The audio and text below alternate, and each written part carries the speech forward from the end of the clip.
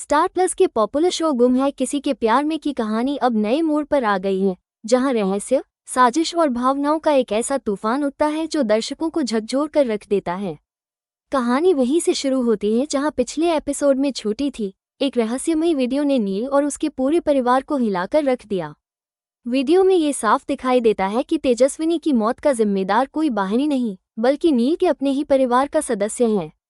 शुरुआत में सभी को शक ऋतुराज पर होता है, लेकिन जल्द ही यह भ्रम टूट जाता है और कहानी में एक ऐसा मोड़ आता है जो सभी के सोचने का नजरिया बदल देता है।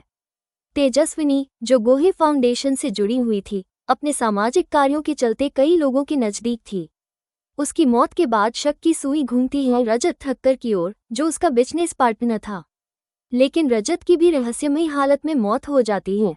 धीरे धीरे खुलासा होता है कि रजत की हत्या के पीछे श्रीचंद का हाथ था, जो उसका पार्टनर था और काले धंधों में लिप्त था। उसने रजत को इसलिए खत्म किया ताकि उसकी गैरकानूनी गतिविधियां सामने न आए। लेकिन असली झटका तब लगता है जब तेजस्विनी की हत्या के राज से पर्दा उठता है और नील और एसीपी सभी की टीम को ऐसे सबूत मिलते हैं जो किसी को भी चौंका सकते हैं। सबूतों और सीसीटीवी फुटेज को जोड़ने के बाद ये साफ हो जाता है कि तेजस्विनी की जान लेने वाला और कोई नहीं बल्कि नील का प्यारा चाचा जीतू काका था। ये सुनकर पूरे परिवार के होश उड़ जाते हैं।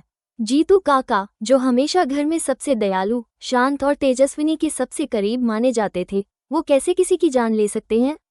किसी को भी यकीन नहीं होता। यही जीतू काका, जिनके ऊपर काका साहब हमेशा ताने कसते थे कि वो घर की कमाई में योगदान नहीं देते, एक दिन अचानक कहते हैं कि अब उन्होंने एक बड़ा काम पकड़ लिया है और वे घर के खर्चे में योगदान देंगे। उस समय किसी ने इस बात को गंभीरता से नहीं लिया, लेकिन अब सारी बातें जुड़ने लगती हैं। फ्लैशबैक में हमें जीतू काका का संघर्ष भरा अतीत दिखाया जाता है। कभी उन्होंने भी अपना छोटा बिजनेस शुरू किया था, बहुत मेहनत की, लेकिन लगातार घाटे के कारण सब कुछ गंवा बैठे। कर्ज बढ़ता गया और घर में उनकी इज्जत गिरती चली गई। काका साहब के ताने उन्हें चुभने लगे।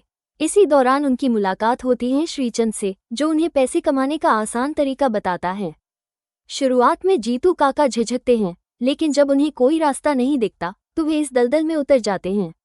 ये दलदल था अवैध दवाइयों और नशीले पदार्थों की तस्करी का। इसी धंधे में उनकी मदद करता है एक और रहस्यमयी शख्स, डॉक्टर सुरवासे। डॉक्टर सुरवासे एक ऐसा किरदार है जो पहली नज़र में सामान्य लगता है, लेकिन जैसे जैसे कहानी आगे बढ़ती है, उसकी गहराई सामने आने लगती है। डॉक्टर सुरवासे, जो काका साहब का पुराना दोस्त था, असल में एक सीक्रेट लैब चलाता है जहां नशीली दवाएं बनाई जाती हैं। पहले ऐसा लगता है कि शायद वो सिर्फ पैसों के लिए ये सब कर रहा है, लेकिन बाद में पता चलता है कि इसके पीछे उसकी एक गहरी निजी वजह भी है। उसकी बेटी, जो कभी नशे की लत में फंस गई थी, उन्हीं तस्करों की वजह से अपनी जान गंवा बैठी। तभी से डॉक्टर सुरवासे ने ठान लिया था कि वो इस गैंग को अंदर से खत्म करेगा। तेजस्विनी जब ये सब जानती है कि श्रीचंद के साथ साथ जीतू काका भी इस धंधे का हिस्सा हैं, तो वो हिल जाती है। वो जीतू काका से बात करती है, उन्हें समझाती है कि यह सब गलत है और वो उनका भंडाफोड़ करने वाली है। लेकिन जीतू काका डर जाते हैं।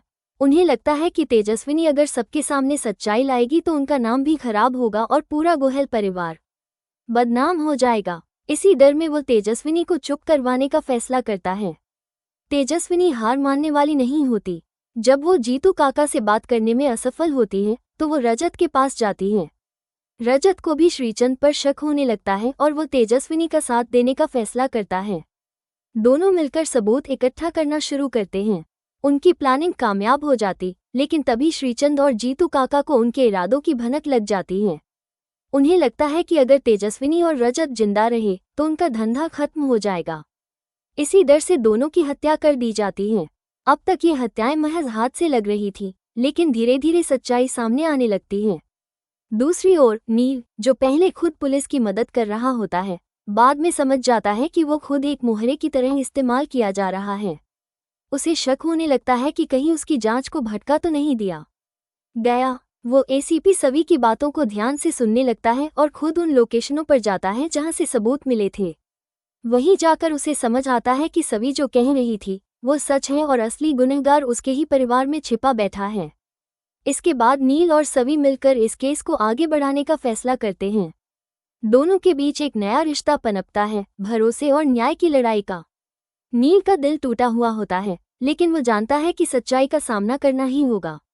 वो जीतू काका को हमेशा पिता समान मानता आया था, लेकिन अब उसके लिए यह मान लेना कि वही इंसान तेजस्विनी का कातिल है बहुत दर्दनाक है। उसके मन में तेजस्विनी की हंसी, जीतू काका का प्यार और वो बीते हुए पल बार बार घूमते हैं। ये सिर्फ एक केस नहीं रहा, अब यह नील की जिंदगी और रिश्तों की सबसे बड़ी परीक्षा बन चुका है। अब कहानी में एक और परत जुड़ती है, ऋतुराज की। शुरुआत में सभी ने उसे ही गुनहगार माना, क्योंकि तेजस्विनी की मौत से ठीक पहले वो उससे मिलने गया था। लेकिन सच कुछ और था। ऋतुराज तेजस्विनी से सच्चा प्यार करता था और उसे जीतू काका और श्रीचंद की काली सच्चाई बताना चाहता था। उसने कई बार तेजस्विनी से संपर्क किया, लेकिन वो दूरी बनाए रखी। जिस रात तेजस्विनी की हत्या हुई, ऋतुराज वहां पहुंचा, लेकिन बहुत देर हो चुकी थी। उसने तेजस्विनी और रजत को मृत पाया और डर के मारे वहां से भाग गया। बाद में जब एसीपी सवी ने उससे पूछताछ की, तो ऋतुराज ने सारी सच्चाई बताई और कई अहम सुराग दिए। इससे जीतू काका और श्रीचंद के खिलाफ केस मजबूत हुआ। एसीपी सवी और नील ने मिलकर सबूत जुटाने शुरू किए। यह आसान नहीं था। जीतू काका और श्रीचंद बहुत चालाक थे, उन्होंने अपने पीछे कोई सुराग नहीं छोड़ा था। लेकिन नील की पैनी नज़र और अंदरूनी जानकारी ने मदद की। नील को याद आया कि एक बार जीतू काका ने एक गुप्त नीलामी का जिक्र किया था। जांच करने पर पता चला कि वे एक वेयरहाउस में नशीले पदार्थों और अवैध हथियारों की डीलिंग करने वाले थे। इस बीच एक और बड़ा खुलासा हुआ। डॉक्टर सुरवासा, जो श्रीचंद और जीतू काका के साथ काम कर रहे थे, उन्होंने जानबूझकर कुछ सुराग लीक किए थे। वे चाहते थे कि ये दोनों पकड़े जाएं ताकि उनकी बेटी की आत्मा को शांति मिल सके। वो खुद तो बचना चाहते थे, लेकिन अंदर ही अंदर बदला भी लेना चाहते थे। एसीपी सवी ने एक गुप्त ऑपरेशन की योजना बनाई। पूरी टीम नील के साथ उस सुनसान वेयरहाउस की ओर निकली। वहां सौदा अपने अंतिम पड़ाव पर था। तभी पुलिस टीम ने छापा मारा और वहां हड़कंप मच गया। श्रीचंद और जीतू काका भागने लगे, लेकिन सवी और नील ने उन्हें घेर लिया। एक जोरदार भिड़ंत हुई। नील ने अपने ही चाचा को रोक लिया। नील काका, आपने तेजस्विनी और रजत को मार डाला। क्या यही था परिवार के लिए आपका प्यार? नील की आंखों में गुस्सा और दिल में दर्द था। जीतू काका ने मनाने की कोशिश की, लेकिन सच्चाई के सामने सब बेकार था। उन्होंने अपनी जेब से एक पिस्तौल निकाली और नील पर निशाना साधा। जीतू काका, अगर तुम मुझे नहीं बचा सकते तो कोई नहीं बचा सकता। लेकिन नील ने उन्हें पकड़ लिया। सभी ने श्रीचंद को गिरफ्तार किया। उसी दौरान जीतू काका मशीनरी के पास गिर पड़े और जानबूझकर मशीन चालू कर दी। वो उसमें फंस गए। सभी और नील ने उन्हें बचाने की कोशिश की, लेकिन देर हो चुकी थी। जीतू काका की दर्दनाक मौत उनके किए गुनाहों का सच्चा अंत बन गई। इस घटना से नील को गहरा सदमा लगा। उसने अपने चाचा को खोया, लेकिन एक अपराधी के रूप में। अदालत का फैसला और न्याय की जीत। श्रीचंद को तेजस्विनी और रजत की हत्या का दोषी पाया गया और आजीवन कारावास की सजा सुनाई गई। डॉक्टर सुरवासा को भी गिरफ्तार किया गया, लेकिन उनकी बेटी की कहानी और अपराध स्वीकार करने की वजह से उनकी सजा थोड़ी कम हो गई। तेजस्विनी और रजत को न्याय मिल चुका था, भले ही वे वापस ना आ सके। आगे की अपडेट्स और नई कहानियों के लिए जुड़े रहिए हमारे साथ। अगर आपको ये कहानी पसंद आई हो तो वीडियो को लाइक करें, शेयर करें और चैनल को सब्सक्राइब करें।